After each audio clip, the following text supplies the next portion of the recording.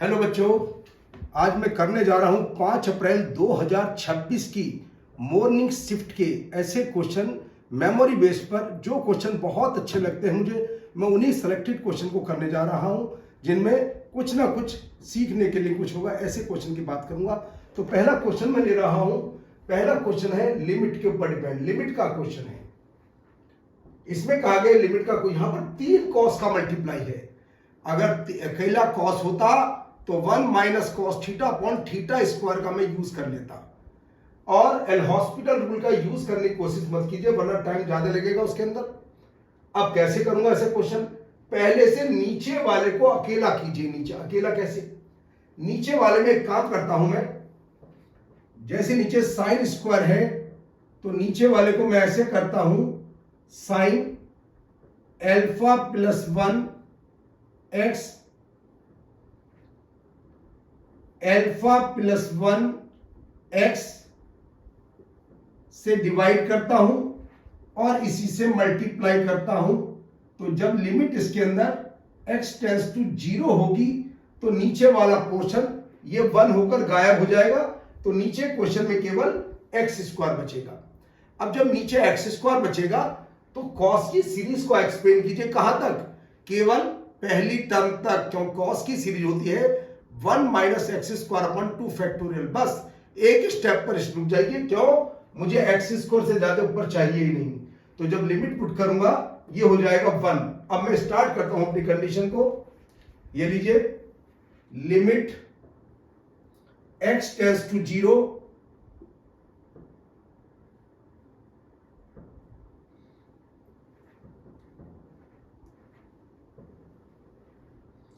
1 minus अभी cos की series 1 minus alpha square X square upon 2 factorial. रुक जाइए, आगे जाना मना है।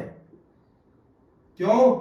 मुझे एक्स स्क्वायर से ज्यादा कुछ चाहिए नहीं, क्योंकि नीचे एक्स स्क्वायर हाईएस्ट है। अगर एक्स क्यूब होता, एक्स 4 होता, जब तो मैं सोचूंगा भी। एक्स स्क्वायर को स्टॉप कर देता हूं। Second 1 minus alpha plus 1 whole square X square upon 2 factorial. इसको भी स्टॉप कर दीजिए, बस आगे नहीं। तीसरी term 1 minus alpha plus 2 whole square X square upon 2 factorial. इससे भी आगे जाना मना है, बस रुक जाइए। अब जरा फॉर्म को ध्यान से देखिएगा। पहले मैंने बनाया साइन थीटा अपॉन थीटा। जब भी ऐसे क्वेश्चन हो, मैंने पहले वीडियो में बताया गया था कि नीचे से पहले आसान से आसान टर्म बनाइए, नीचे एक्स स्क्वायर की फॉर्म बन जाती है। तो ऊपर वाली सीरीज को एक्स स्क्वायर से ऊपर मत जाइएगा। अब देखो ऊपर क्या आता है, limit X tends to 0 1 minus 1, ये आ जाता है X square by 2 factorial common. अंदर आता है जी alpha square, alpha plus 1 square, alpha plus 2 square, चलता रहेगा। ये लीजिए, फिर ऑल्टरनेट साइन के अंदर आएगा एक्स की 4/4 फैक्टोरियल की टर्म, उससे मेरा कोई लेना देना नहीं है। और नीचे बच जाता है 1 square into alpha plus 1 square X square, ये आ जाता है नीचे। और ये सब कुछ था 2 के इक्वल चल रहा था, 2 के इक्वल, ये सब 2 के इक्वल था। ध्यान से देख लीजिए, 1 से 1 कैंसिल आउट हो जाता है। एक्स स्क्वायर से डिवाइड कर देता हूं तो क्या बच जाता है, alpha square plus alpha plus 1 square alpha plus 2 square, और नीचे ये 2 नीचे आ जाता है, alpha plus 1 square is equal to 2, ये आ जाता है सिंप्लीफाई होकर के। एक मुश्किल क्वेश्चन इतने आराम से सोल्व हो सकता है।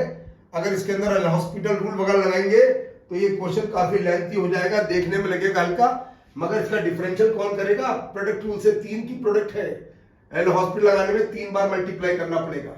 अब इसको मैं सिंप्लीफाई कर देता हूं जी, क्या होता है देखिए स्टेप बाय स्टेप।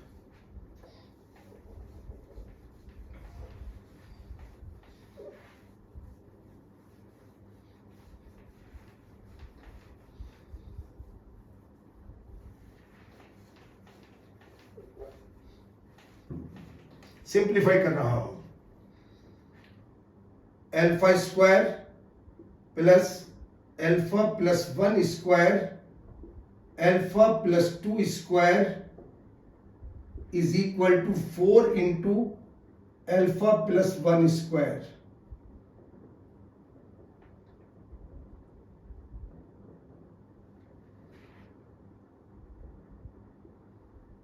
सिंप्लीफाई करता हूं।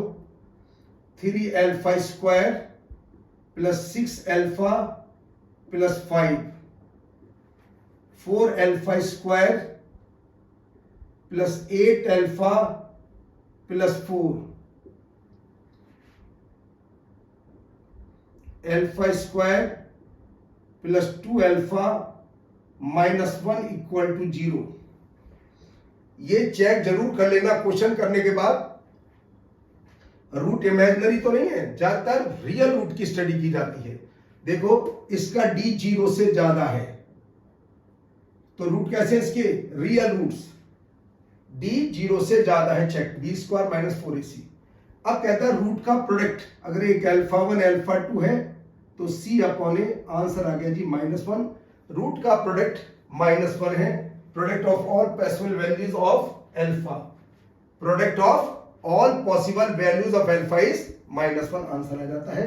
तो डी आंसर यानी कि 4 आंसर इज करेक्ट आंसर है। अब मैं करूंगा क्वेश्चन नंबर 2 की चर्चा, वो है एरिया के ऊपर डिपेंड। दो रीजन है, एक है रेक्टेंगुलर हाइपरबोला और एक पैराबोला और वन लाइन, इनसे बाउंडेड एरिया की बात करेगा, वो भी फर्स्ट क्वाड्रेंट के अंदर। कैसे देखिए जरा,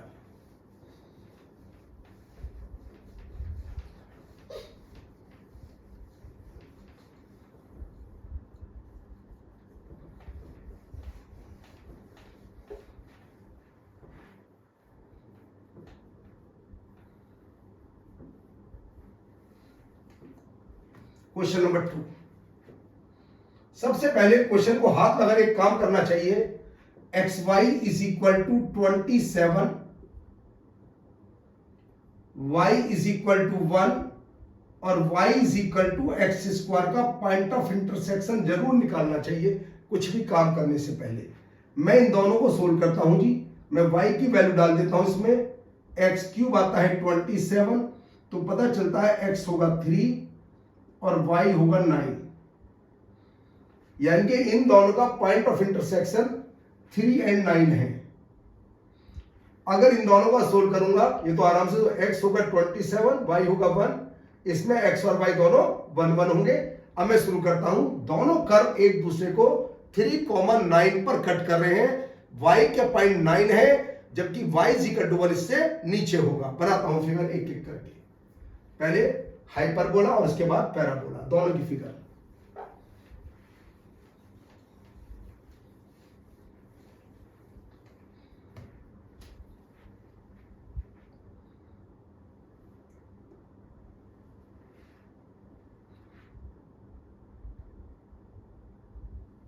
ये पैराबोला है, फर्स्ट क्वाड्रेंट की बात कर रहा है, जाएगा तो ऐसे, हमें तो फर्स्ट क्वाड्रेंट का चाहिए। ये हाइपरबोला है, होता तो इधर उधर सब तरफ ही है, मगर हमें तो फर्स्ट क्वाड्रेंट का चाहिए। ये था X Y is equal to 27, ये था y is equal to X square. अभी मैंने दोनों का पॉइंट फाइंड किया था, x आया था 3 और जी y आया था 9, x 3 और y 9। अभी फाइंड किया था मैं दोनों को सोल्व करके, ये आ गया मेरे पास। अब y इक्वल टू 1 चाहिए मुझे, y इक्वल टू 1, तो 1 तो इससे नीचे ही होगा 9 से। ये लो जी, ये है जी y इज इक्वल टू 1, ये हुआ y इक्वल टू 1। अब क्या कंडीशन आती है, तीनों से बाउंडेड एरिया, ऐसा रीजन जो ये रीजन ये होगा जी, ये वाला रीजन जिसका हमें एरिया निकालना है, ये वाला रीजन हुआ हमारा।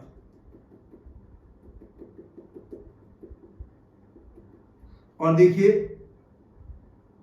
ये इसे कहां कट कर, सीधी लाइन कर लेना, थोड़ा सा मैं कर देता हूं हल्की सी सीधी लाइन, लाइन थोड़ी तिरछी हो गई।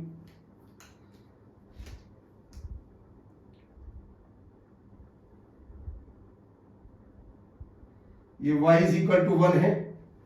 तो जब y इक्वल टू 1 इसमें पुट करता हूं, किसके अंदर, पैराबोला के अंदर, y को 1 रखता हूं तो x आता है 1, और इसके अंदर जब y को 1 रखता हूं तो x आता है 27।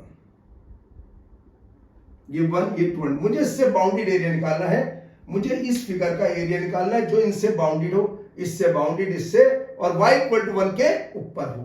तो कैसे निकालेंगे एरिया? यहां गलती क्या होती है, या तो टोटल एरिया यहां तक निकालिएगा और इस स्क्वायर को माइनस कर दीजिएगा, जो रेक्टेंगल है यहां तक निकाले, रेक्टेंगल को माइनस कर दीजिए। जो तुम्हारा मन चाहे ऐसे करिए, मैं करना शुरू करता हूं।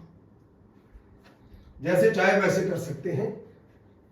टोटल ले सकते हैं 1 से 3 y dx, 3 से 27 y dx, माइनस इस टोटल एरिया को माइनस कर दीजिए। y तो 1 है ही और यह है 26। करता हूं कैसे, देखिए इधर का हटा देता हूं क्योंकि मुझे तो फर्स्ट क्वाड्रेंट से मतलब है।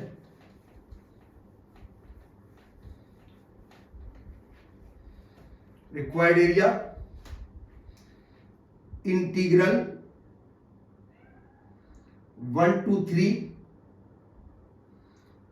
ये टोटल पोर्शन y dx यानी कि x स्क्वायर dx, ये नीचे तक का एरिया के यहां तक का।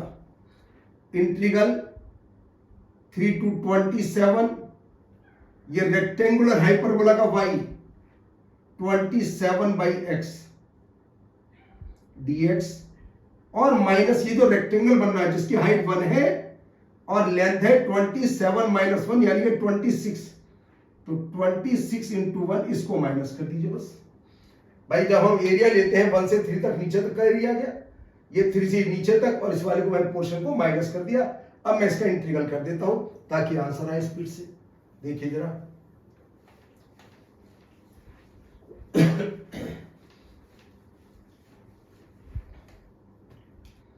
यह आता है x³/3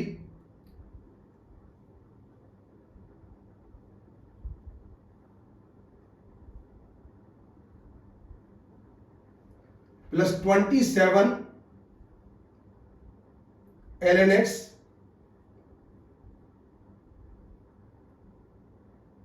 यह था 3 to 27 और माइनस 26। 3 पुट कीजिएगा, 9 minus 1/3, 27 ln 27 minus ln 3 minus 26,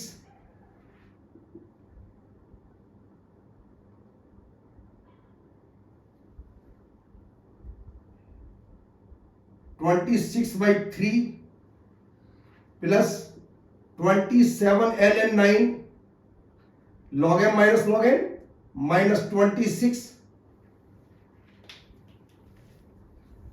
बस कैलकुलेशन कर देता हूं जल्दी फटाफट।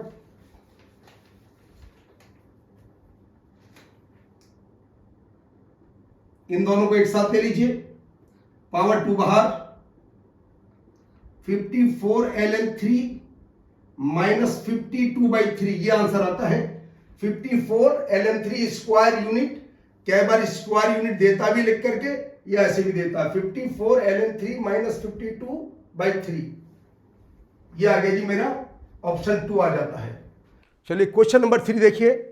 क्वेश्चन नंबर 3 है डिफरेंशियल इक्वेशन का क्वेश्चन है, और डिफरेंशियल इक्वेशन में भी y upon x, everywhere y upon x है या dy/dx है। इसका मतलब ये होमोजीनियस डिफरेंशियल इक्वेशन है। मैं चाहता हूं होमोजीनियस डिफरेंशियल इक्वेशन कई बार परफेक्ट डिफरेंशियल में भी कन्वर्ट हो जाती है। तो देखता हूं अगर परफेक्ट डिफरेंशियल में कन्वर्ट हो जाएगी तो ये क्वेश्चन बहुत जल्दी सोल्व हो जाएगा, वरना होमोजीनियस में हमें y को vx पुट करना पड़ेगा। आइए क्वेश्चन नंबर 3, मैं एक काम करता हूं, साइन y अपॉन एक्स को लेफ्ट में शिफ्ट कर देता हूं।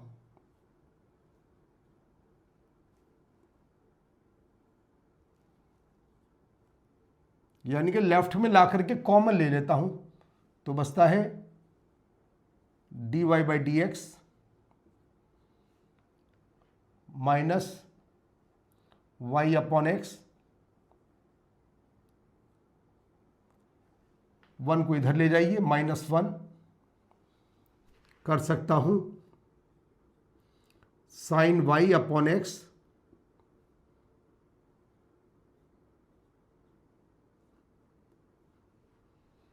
X D Y minus Y D X upon, नीचे लिख रहा हूं मैं एक्स स्क्वायर एक्स से डिवाइड कर देता हूं और इधर हो जाता है जी minus D X upon X. ध्यान से देख लीजिए, नीचे आता है एलसीएम एक्स डी एक्स, तो मैं डी एक्स को तो राइट में शिफ्ट कर दिया मैंने और एक्स से डिवाइड कर दिया, तो मेरा क्वेश्चन तो परफेक्ट डिफरेंशियल में कन्वर्ट हो गया। साइन वाई अपॉन एक्स, ये आ गया जी डी वाई अपॉन एक्स।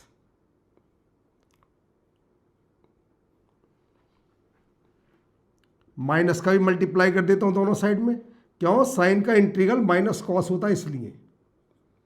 ये लीजिए जी, बस दोनों साइड का इंटीग्रल कर दीजिए।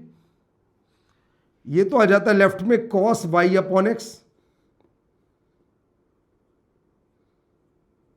उधर आ जाता है एल एन एक्स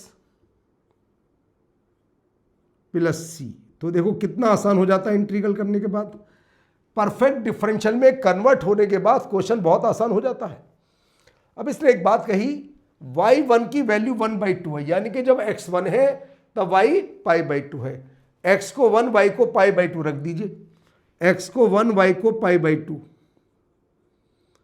x को 1, y को π/2 log 1 प्लस c, ये भी 0 ये भी 0, तो c आ जाता है जी 0। तो मेरा क्वेश्चन बन जाता है cos y upon X is equal to L N X. इससे आगे बढ़ाता हूं कंडीशन को, c को 0 रखने के बाद।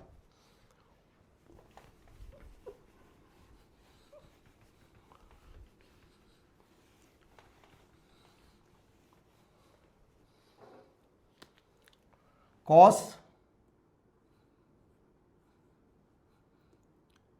y upon X is equal to L N X. y का मतलब है वाई एक्स। अगर मैं x की वैल्यू, ये कहता है cos, नीचे x है और ऊपर y है, इस y का मतलब होता है वाई एक्स। अगर मैं x को e की पावर 12 पुट करता हूं तो क्या होगा? y का मतलब y की वैल्यू एट x e की पावर 12 अपॉन e की पावर 12, ये आ गया जी ln e की 12, तो आ जाता है 12 और ये था जी अल्फा के इक्वल, अल्फा आ जाता है 12 के इक्वल। तो पता चलता है जी अल्फा इज इक्वल टू 12। यहां तक का मेरा क्वेश्चन से मतलब खत्म। आगे बढ़ता हूं। R be the radius of the circle.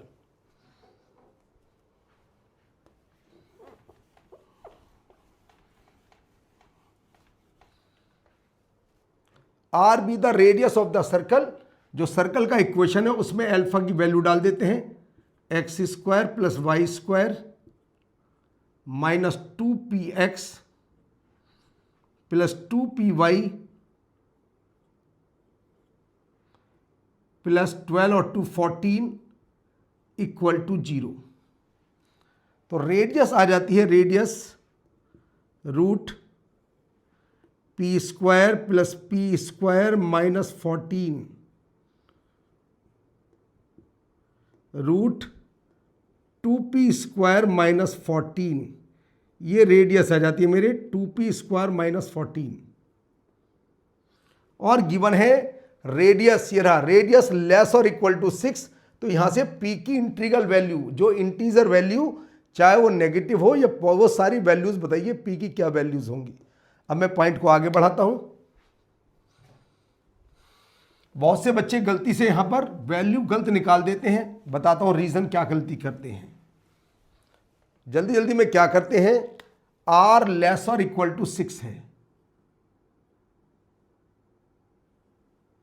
मगर r radius always greater equal to 0 होता है। रेडियस 0 भी हो सकती है, क्योंकि पॉइंट सर्कल की रेडियस 0 होती है। तो अब आता है, अब r की वैल्यू अब रखिए रूट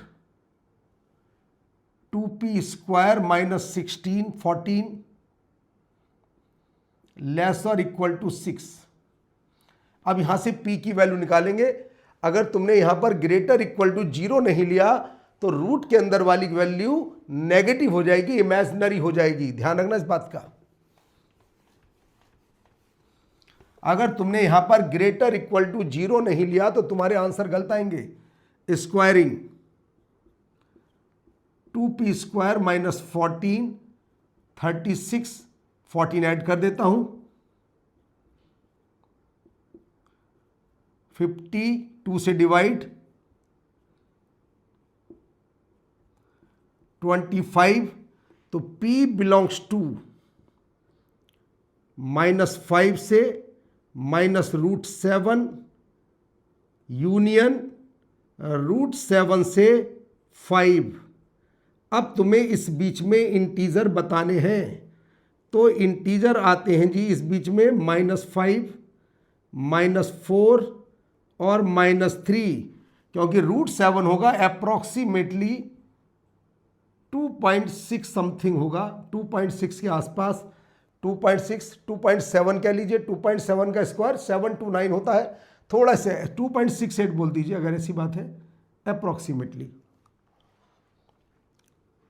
और ये आएगा जी 3 4 5। तो p की इंटीग्रल वैल्यू आती है 6। 6 इज करेक्ट आंसर। अगर तुमने गलत किया, यहां पर ग्रेटर इक्वल टू 0 नहीं लिया, तो तुम्हारे आंसर आएंगे 11। फिर तुम्हारी वैल्यू होगी -5 से 5 के बीच में, तो इंटीग्रल वैल्यू हो जाएंगी 11। अच्छा सपोज करो अगर तुमने -5 से 5 तक सारी वैल्यू लेते, जरा इसके अंदर 2 रख कर देखना, तो रूट के अंदर नेगेटिव आ गई ना, इमेजिनरी वैल्यू आ गई। तो इस बात को लगाना जरूरी है। तो बहुत अच्छा क्वेश्चन था, आंसर आ गया 6। अब मैं लेता हूं क्वेश्चन नंबर 4। ये क्वेश्चन है इंटीग्रल के ऊपर डिपेंड, इंटीग्रल का क्वेश्चन है, बहुत अच्छा क्वेश्चन है, बताता हूं इसकी अप्रोच भी।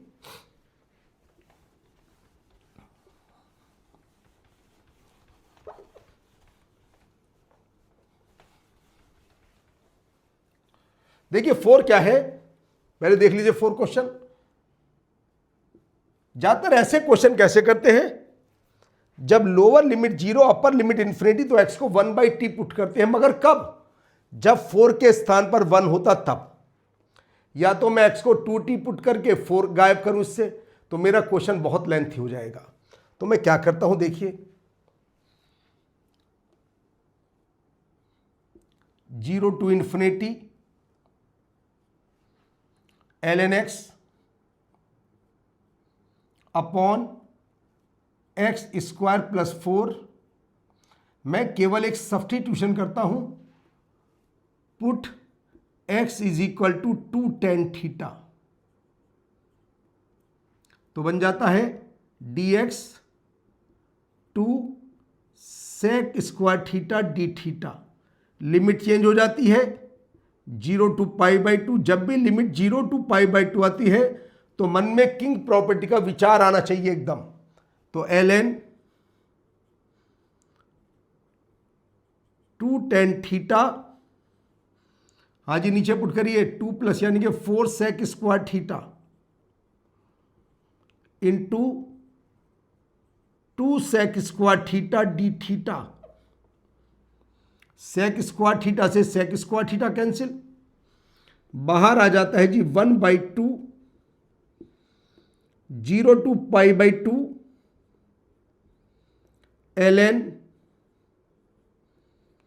2 tan थीटा डी थीटा, ये आ जाता है जी। अब इसके अंदर किंग लगाता हूं तो tan का कॉट बन जाएगा, tan इंटू कॉट का मल्टीप्लाई 1 होता है।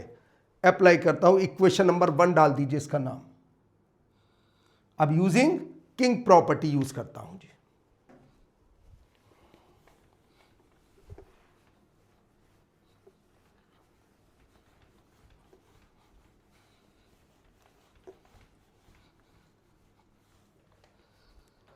तो आई आ जाता है 1/2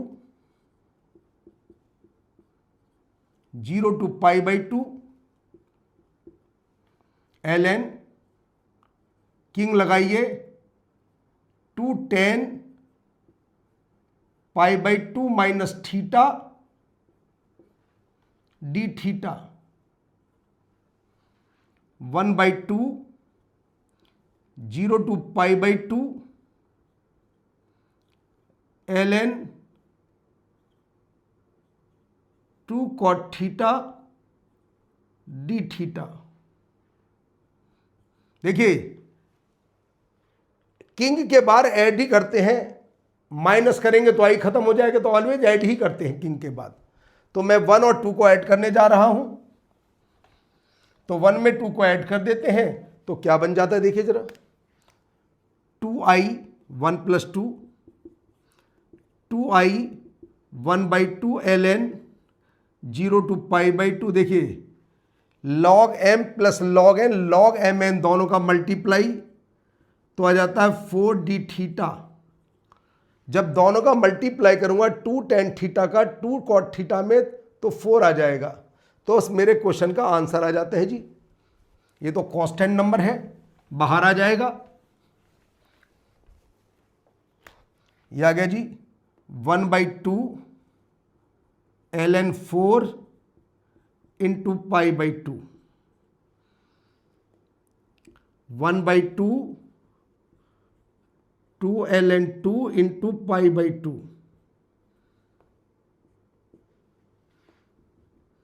आई आ जाता है जी पाई ln 2/4।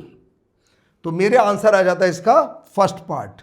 तो ये क्वेश्चन मैंने अप्रोच बताई, अगर यहां पर केवल 1 होता तो मैं केवल x को 1/t पुट करके काम चला सकता था, मगर यहां पर 4 है तो मैंने ऐसा पुट किया।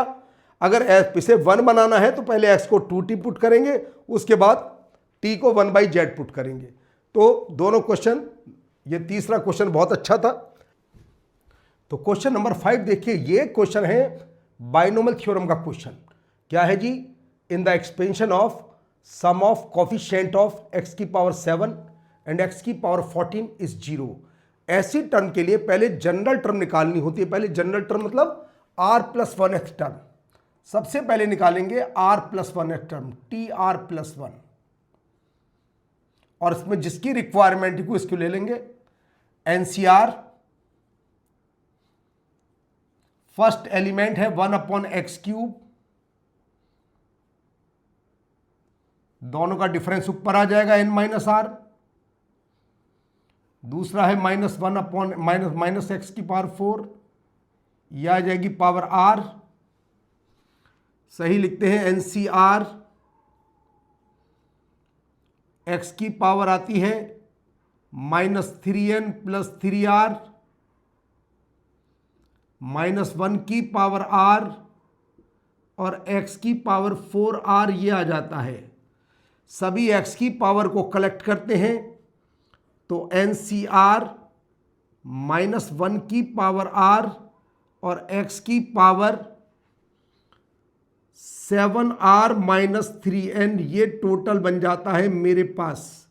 अगर मैं इसकी जनरल टर्म निकालता हूं जब ये बनता है मेरे पास, उसने कहा कोफिशिएंट ऑफ x की पावर 7, यानी कि ये पावर एक बार तो 7 होनी चाहिए और एक बार 14 होनी चाहिए। क्या मतलब, इफ पहली कंडीशन ले रहा हूं 7r - 3n is equal to 7, तो लीजिए r आ जाता है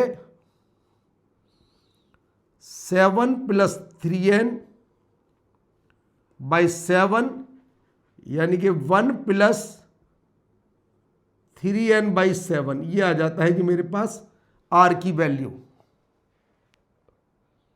दूसरी कंडीशन में जब ये 14 है, जब क्या होगा, 7r - 3n is equal to 14, तो क्या आता है देखिए, r आता है 14 + 3n/7।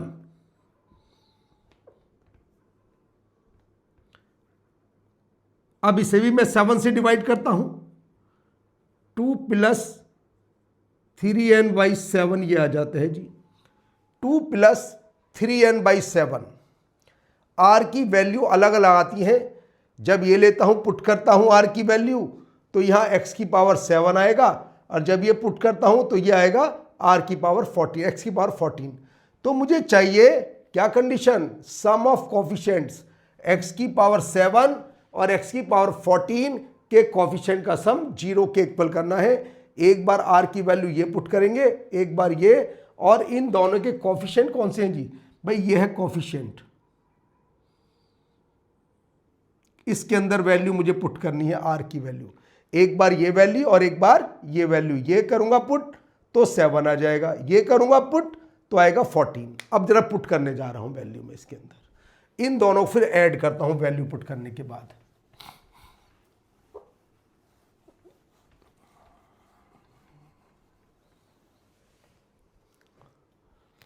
एक बार मैंने पुट किया,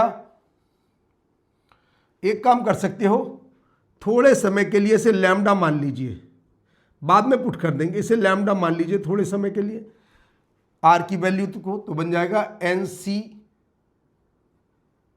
1 प्लस लैम्डा और -1 की पावर 1 प्लस लैम्डा प्लस ये तो रखा फर्स्ट के अंदर x की पावर 7 का कोफिशिएंट, 14 के लिए इसको पुट कीजिए, NC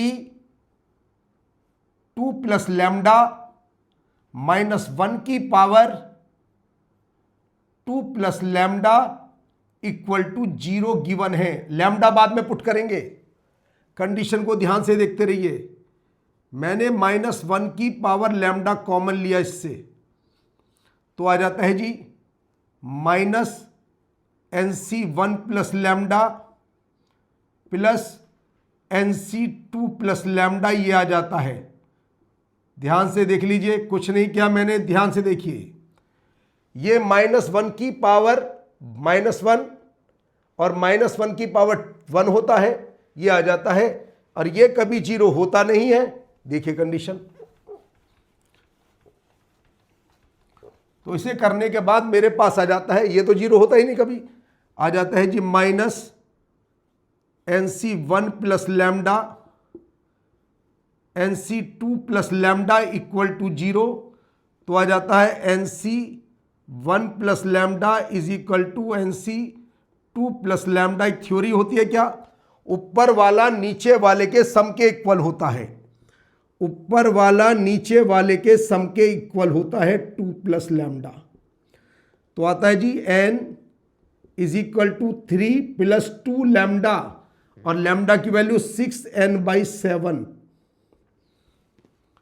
बस सिंप्लीफाई कर लेता हूं, तो देखिए क्या आता है, सिंप्लीफाई करके यहां कर देता हूं सिंप्लीफाई।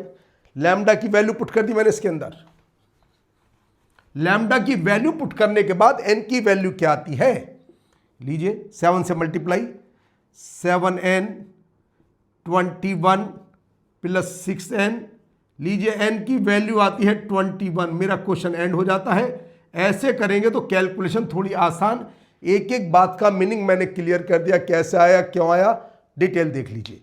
तो n का वैल्यू आ जाती है 21, तो इसकी then the value of n is 21, इसका इस करेक्ट आंसर है। अब दूसरा क्वेश्चन है 1-1 मैपिंग के ऊपर डिपेंड, 1-1 फंक्शन के ऊपर डिपेंड। देखिए क्या है question, second question number question number 6 की बात करते हैं, 5 के बाद क्वेश्चन नंबर 6 क्या कहता है। क्वेश्चन नंबर 6 के अंदर 1-1 फंक्शन का मतलब है एक का एक से रिलेशन, बस ज्यादा से नहीं, एक का एक की इमेज एक पर होगी। किस तरीके से देखो जरा,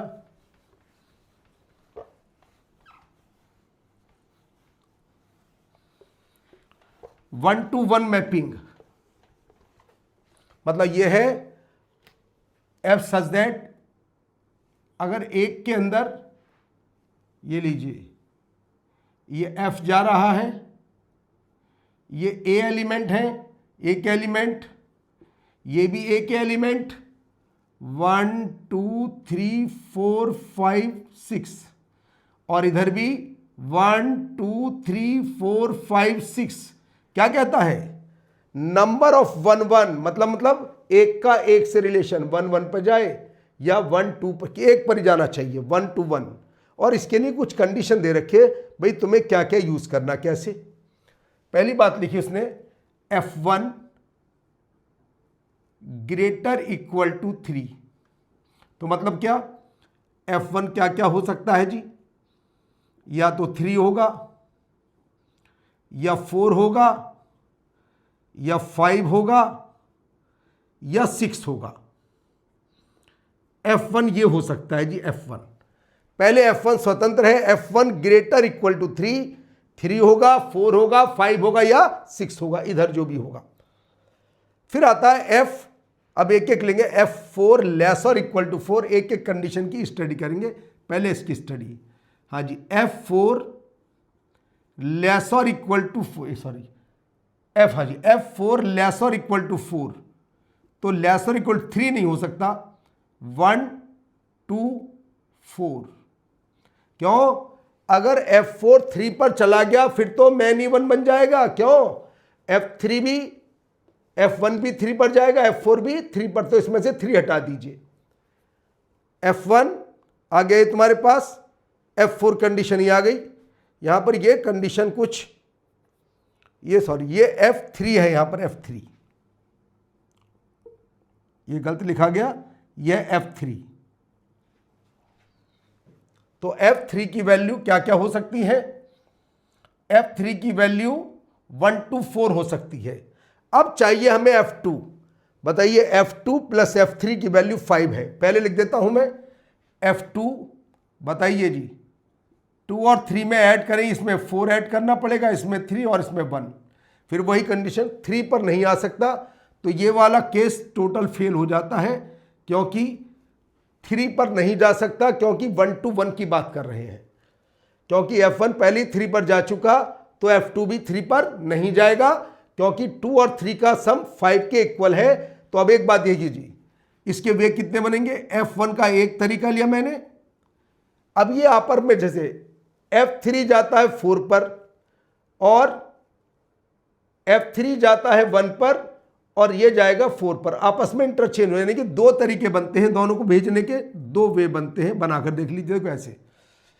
F1 मैं लिख देता हूं F1 3, F3 अगर 1 है तो यहां लिख देता हूं F2 होगा 4, ऐसे। अगर F1 3 है तो जी F3 होगा 4 और जी F2 होगा 1। तो देखो दो केस बने ना, एक एक दो, 1 into 2, और बाकी जो मेरे पास 3 बचे, 1 2 3 के बाद क्या बचा?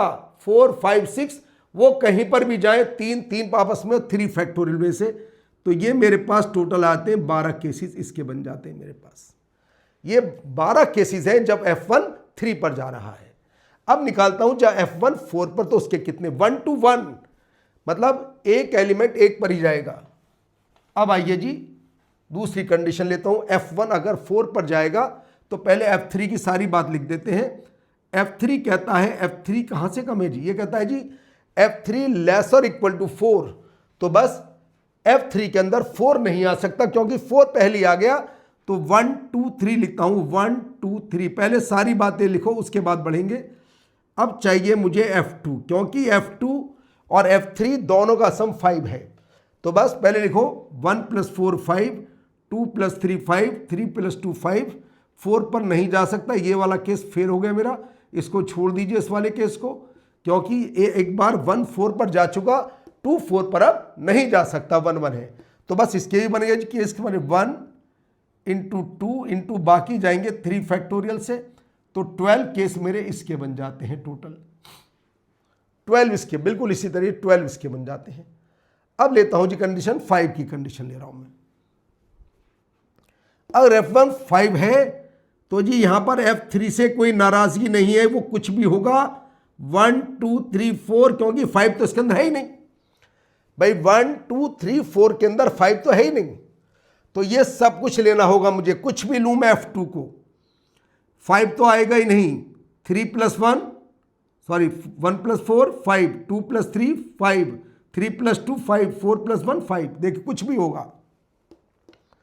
तो इसका 1 और ये बनेंगे 4 इसलिए बनेंगे क्योंकि 1 1 पर जा रहा है। F3 1 पर गया, फिर F3 2 पर गया, आपस में इंटरचेंज होते रहेंगे 4।